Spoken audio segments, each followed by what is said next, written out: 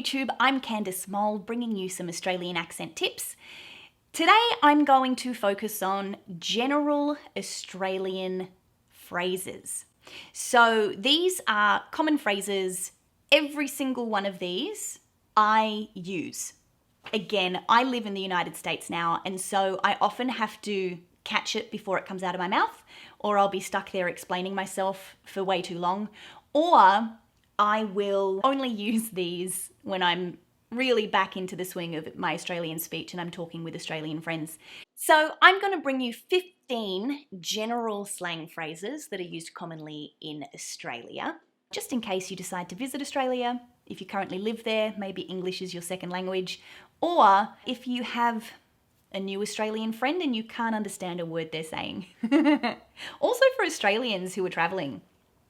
I think a lot of these are commonly used by people in the UK as well. So if you're from the UK, this might not be very interesting for you, but to everyone else, might be helpful. So, number 1, what do you reckon? Reckon means think. So if someone says, what do you reckon? It means, what do you think? They're asking your opinion. Number 2, this one still gets me. I've lived here for so long. Fortnight. A fortnight is a period of 2 weeks. I don't know why there's no word for it in the US. I believe some people say bi-weekly, but that's just too many syllables. It's a fortnight. That's what it is. Oh, that's all. Another one is midday. And in the US it's noon or noon, which they would never say.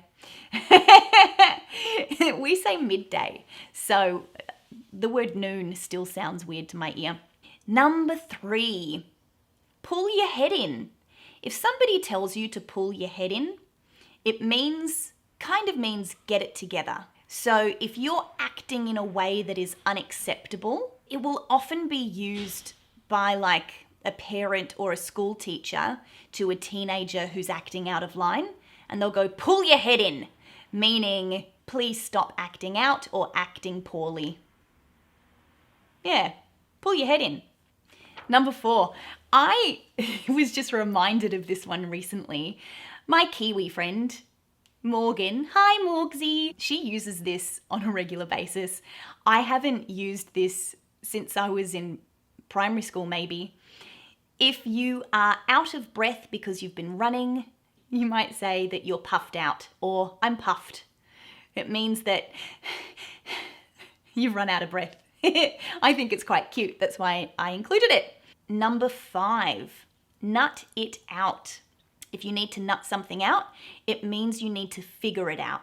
So in a workplace scenario, for example, you might say, let's nut it out tomorrow, meaning let's leave it for now, we'll figure it out later. Nut it out. Number 6, under the pump. Pressure's on. If someone's under the pump, it means that they're under a lot of pressure. They really need to get whatever it is they're working on finished. Deadlines looming, under pressure. Number 7, another one for parents to their kids. Doing my head in. If someone says, you're doing my head in, that means you're driving me crazy. Please stop. Number 8, the word stuffed. It's a very funny one. It's often used in PG TV instead of a swear word. So they'll say, get stuffed instead of something else. They might also say, can't be stuffed, meaning I don't want to because I can't be bothered. Otherwise known as, I'm feeling lazy, I don't have the energy, can't be stuffed. Or stuffed it up, meaning I messed it up. So the word stuffed is very changeable, interchangeable. Number 9, this is a fun one. My mum uses this on a regular basis. Sticky beak. So sticky beak has 2 meanings. It really means nosy. So if someone says, don't be a sticky beak, that means don't be nosy. But it also can mean just to look. So if someone says, oh, I've got a new house, come and have a sticky beak, that means, it does mean come and have a nosy, or just come and have a look. And number 10 is give it a go. So give it a go. I don't know if that's used in the United States, but a version of that, give it a go, means give it a try. And a version of that, which is just to add a little bit more emphasis, is give it a red hot go. Often used in past tense, I gave it a red hot go, meaning I tried my best. Number 11 and 12 I'm going to do together because they all revolve around the word crack. Crack has multiple meanings in Australian slang. So, three. I'm going to go with three. So we've got cracked it, cracked me up, and have a crack. So all of these mean different things. Crack me up means you made me laugh. If I say you cracked me up, that means that was very funny. I laughed very hard. Or I might say I cracked myself up, meaning I laughed at my own joke. Something I do quite often. So that's crack me up, or cracked me up if it's past tense. If somebody cracks it, that means they got angry. So if I say I had a fight with this person, he cracked it, that means he got really angry at me. And then the last one is have a crack. Have a crack means have a go or have a try. So if there's something new and I say, have you tried this? Go on, have a crack. That means have a try of doing whatever it is that I've been doing. Usually it's an action rather than try this food.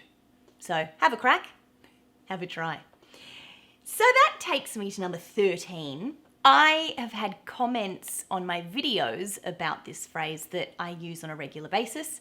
It's a bit tricky. If something is a bit tricky, that means it's difficult. So yeah, it's just another way of saying it's a bit hard, it's a bit difficult, it's a bit tricky. Number 14, on the back burner. On the back burner means that you're leaving something and you're going to finish it later. So you haven't given up on it altogether. You've just, imagine a stove, and if you're cooking, the back burner is where you put something to simmer. So you might prep something, put the pot on the back burner, let it simmer while you're cooking something else on the front burner. So if you have a project, for example, and you decide to put it on the back burner for the rest of the week, it means you're focusing on other things. You're going to come back to that later on the back burner. And number 15, do a dodgy. The word dodgy means, I think an American version of this is the word sketchy. It means that something's not quite right. So if you say something is a bit dodgy, it means it's not very good. I bought a really cheap car. It's pretty dodgy, meaning doesn't work very well, but it's a car. So it's dodgy. If you see a dodgy person, that means that they might look like they could cause trouble. So, I saw this guy walk across the road.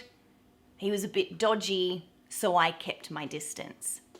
But if you want to do a dodgy, that means, pretty much it means break the rules. So you might do a dodgy on your taxes.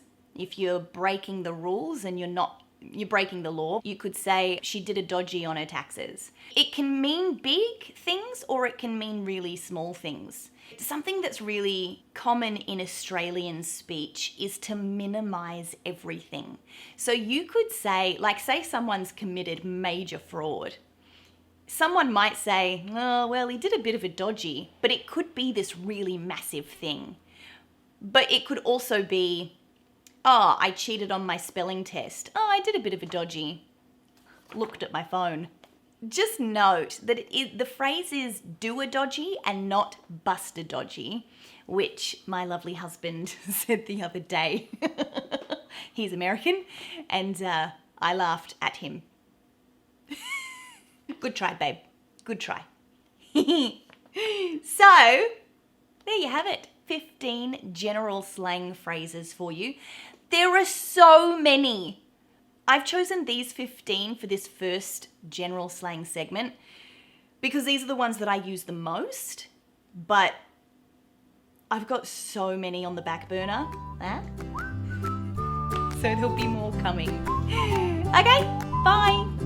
Hey guys, before you go, you need to check out my other YouTube channel. It's called G'day Let's Play, and it's made specifically for kids.